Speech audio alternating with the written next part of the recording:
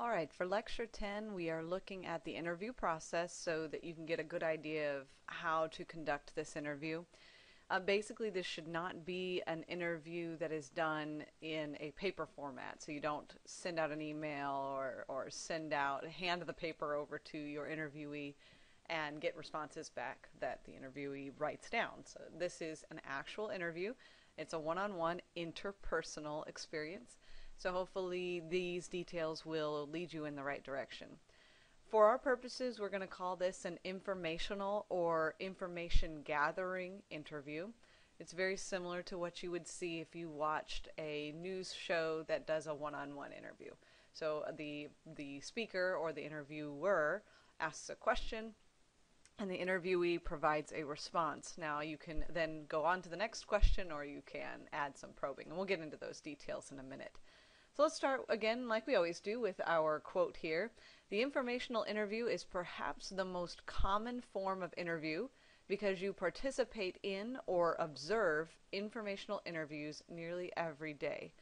And so this is something that if you really think about it, you do see quite regularly. You might see it on television, you might pass by somebody who is getting a job interview conducted, you may be participating in one yourself, or maybe you're doing an informal interview back and forth in a question and answer session with a friend or a family member. Now, the informational interview centers on getting relevant information in a very timely manner. So in order to make the interview go as smoothly as possible and be as productive as possible, we need to look at the interview process. There's a variety of steps, and each step will lead you to the most appropriate and effective result that you hope to achieve. So there are a few things that we want to make sure we do in order to be as successful as we can in this task. So the step one is obviously choosing your interviewee. Now for this project, you are to choose someone that you feel you could improve your communication with. Now remember, it doesn't have to be a big dramatic conflict that you're having with a person. Just anyone you feel that you can improve your communication with. Maybe it's a relative, a mom, a dad, a brother, a sister, a cousin.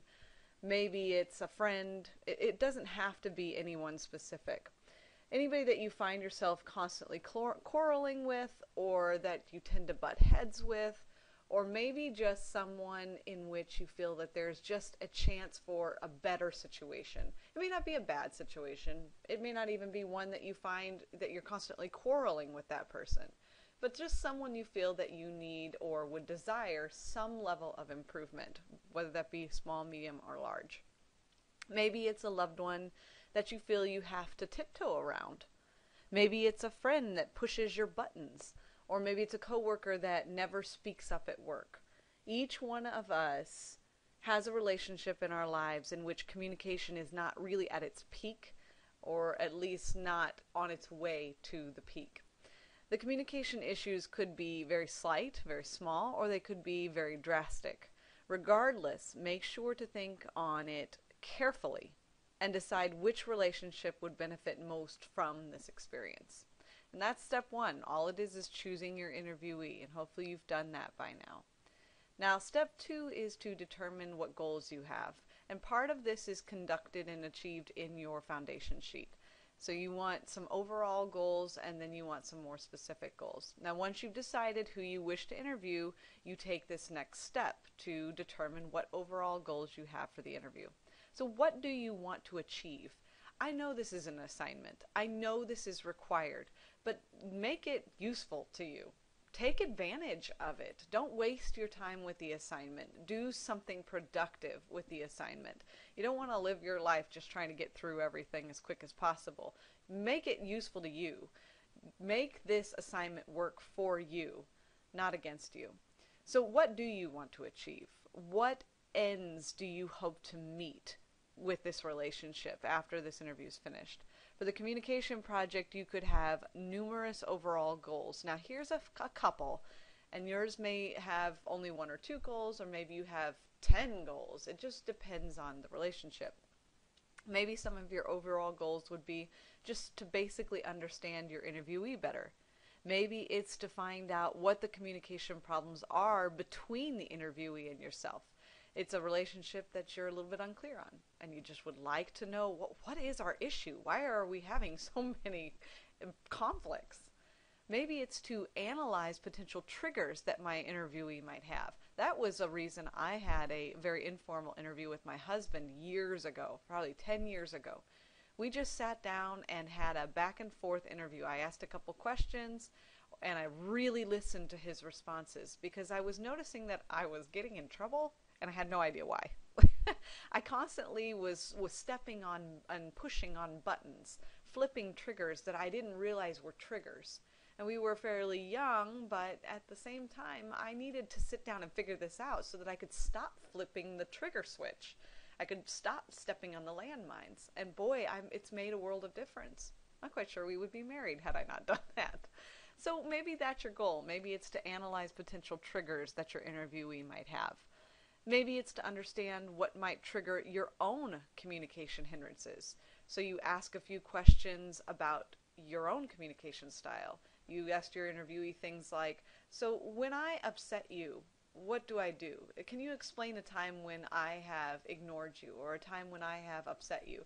And get that as an opportunity to see why it is you upset that person, or what you said, or how you said it. What is it that is a trigger for you? How are you triggering them? Or vice versa. Or maybe you just want to repair damage that has been done in the relationship. So it could be a constant battle between you and a parent, or a sibling, or a significant other, and you want to repair past damage.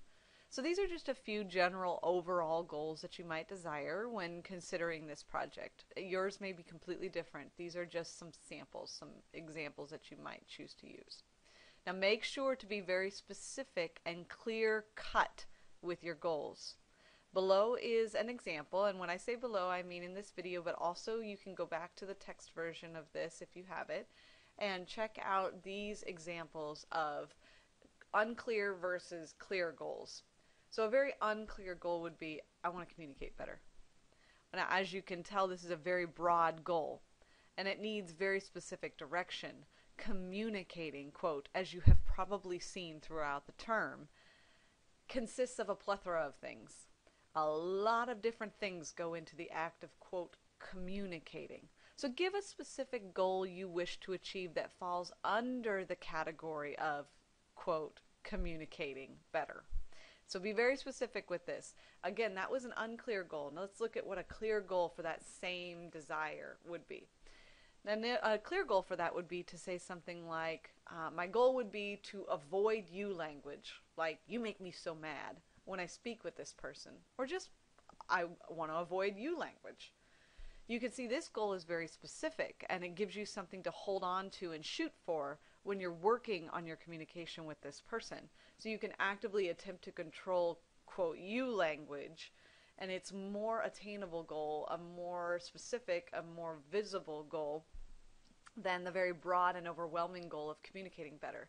It's like when you have the New Year's resolutions and you say to yourself, I'm going to lose weight, and that's it. So what is lose weight? That could be half a pound, that could be 50 pounds. It just very much depends.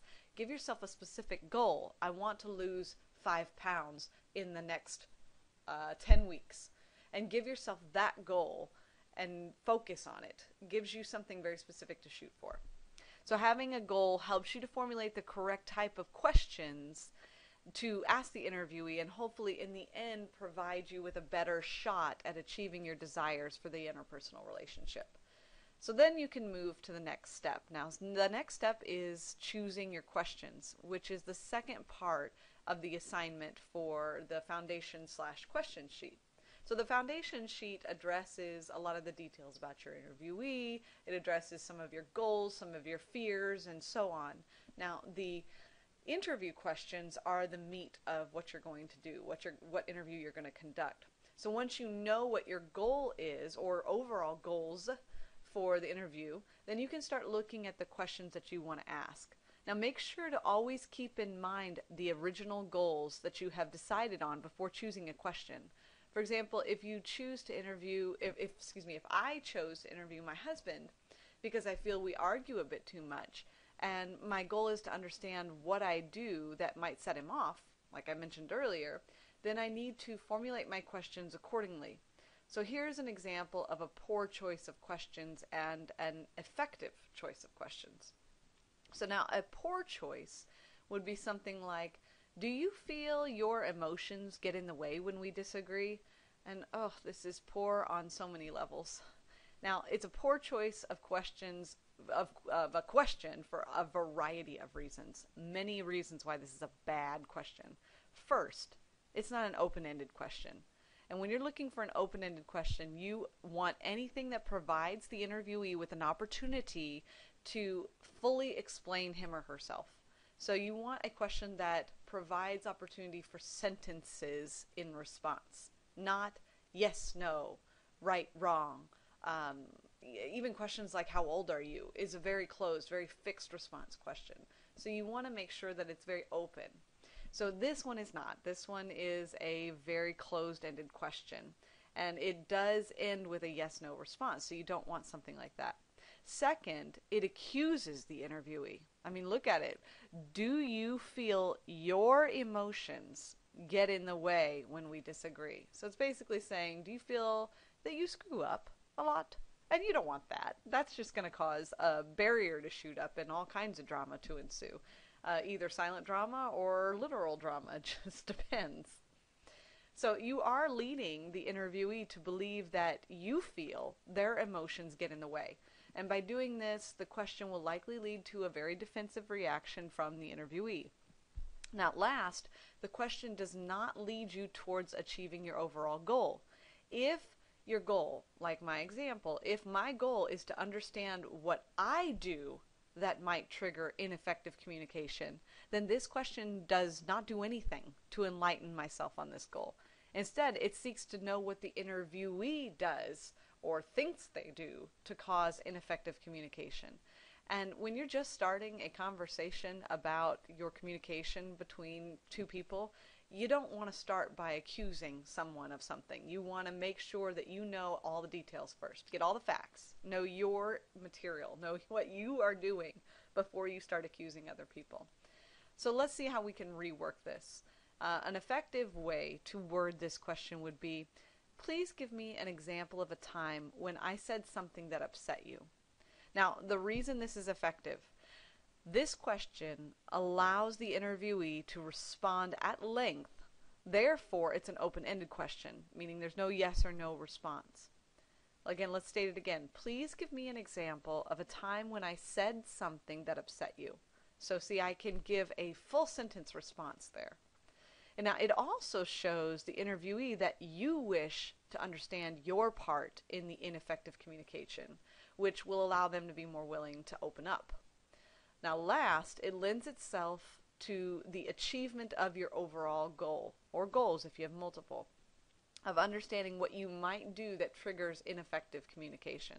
So when choosing questions, make sure to keep your overall goal or goals in the forefront of your mind so that the questions you ask actually lead you toward the result you want.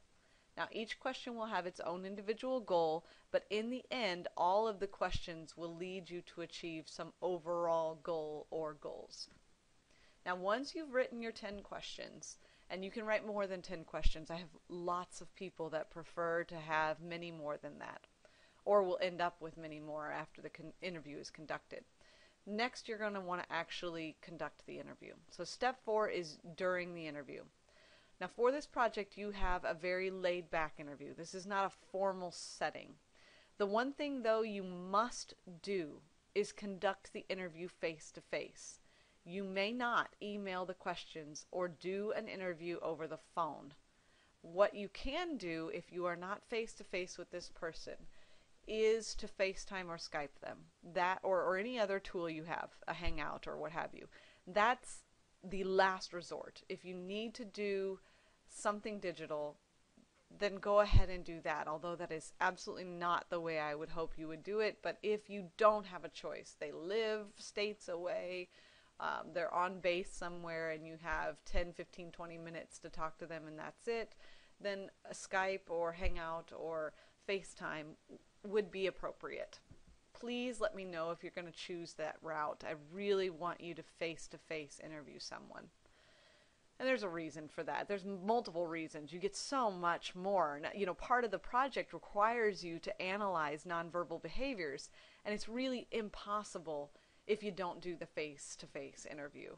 And it's hard even when you are doing a FaceTime or a Hangout or something like that, or Skype, because all you see is a certain portion of their body, and there's also a delay. So it's not a huge delay, but it's a delay, and it's not ideal. You don't see the subtle shift in their seating position. You don't see their fingers, if they're clenching their hands or anything like that. So it's kind of hard. So try to do it face-to-face if at all possible. Now, since the interviewee is someone that you feel you do not have perfect communication with, it is important for you to make them feel comfortable during the interview and allow them to speak freely without judgment. So be as open as you can during this process. Now, lastly, and real quick, when I say open as you can, that's both in listening skills, so being quiet and allowing them to expand on their thoughts, but it's also in your nonverbals. Keep in mind, if you have your arms crossed and you're making facial expressions, or you are turned away from that person, that is uninviting. That shows them that you are either uninterested, angry, or defensive about the subject. So your job here is to be as open as possible, no matter how uncomfortable the interview might get. So, and it probably won't. Very few people get uncomfortable in these interviews, but some do. So make sure that you are open even when the interview gets a bit uncomfortable. Sit straight or sit back and relax. Keep your arms not crossed, so to your sides, or laid in your lap, something like that. Just be as physically and facially and vocally as open as possible. Lastly, allow yourself some time for probing questions. Typically, you're going to go about a minute to a minute and a half per question. So if you've got 10 questions, that's going to be about a 15-minute question answer response time. Leave yourself 30 minutes. Well, first of all, you might have some very big follow-up questions, but also a probing question is something you might consider. A probing question is basically a follow-up question from a response that the interviewee gave. So your interviewee may say something that you don't understand, or that you would like clarification on, or maybe that even just piques your interest. And when this happens, give yourself some time to add additional questions along those lines until you're satisfied that you fully understand the response. Be careful to choose your words wisely, and don't probe with yes or no questions if at all possible, and definitely don't provide hostile or leading questions. And this will hinder you from really achieving your goals. But say, so you're saying that blank. Can you explain that a little bit more? Or why do you feel blank? So you add this opportunity for more expansion on the questions. It doesn't have to be anything formally written down, but when you are sitting there and you think of something, just make sure that when you say it, it's not a, well, why are you so angry about it? Or, well, why do you have to be so mad all the time? Don't do that. Open it up. Be more, again, open verbally and physically to the conversation. So when you say you're angry, what is it specifically that angers you? Be more specific to something like that. All right. Now, finally, your last part of the interview process, after you've fully conducted the interview, is to close that interview. So once you've finished asking your questions, and you've probably recorded all the responses and nonverbal behavior, I hope, and you can do that by just briefly writing some notes as you speak. If your interviewee allows it, you could record the interview, video recording, not just an audio. Actually, you could do both. If you record a video, then you could sit back and listen to everything, and that way when you go back you can watch the nonverbals as well as listen to the responses. Or you could record the audio and focus mainly on writing down the nonverbals. So it's up to you. Decide what you're comfortable with, but that's an option. Make sure that once you have completed this, though, that you close the interview properly.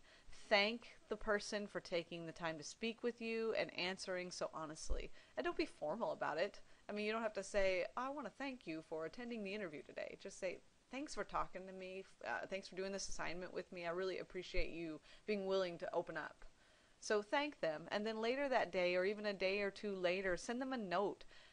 If it's a formal person, like somebody you work with, send them an email or a handwritten letter. If it is somebody that you are really close to, like a spouse or a friend, send them a text or make a comment telling them how much you appreciated them giving you the time to speak about your relationship. And in the end, this can only benefit your communication with this person. So hopefully these steps will help you go through the informational interview in a strategic and effective way. Plan ahead, but be prepared for the unexpected. You never know. As long as your intentions are strong and appropriate, your goals have a chance to be achieved. Good luck to you.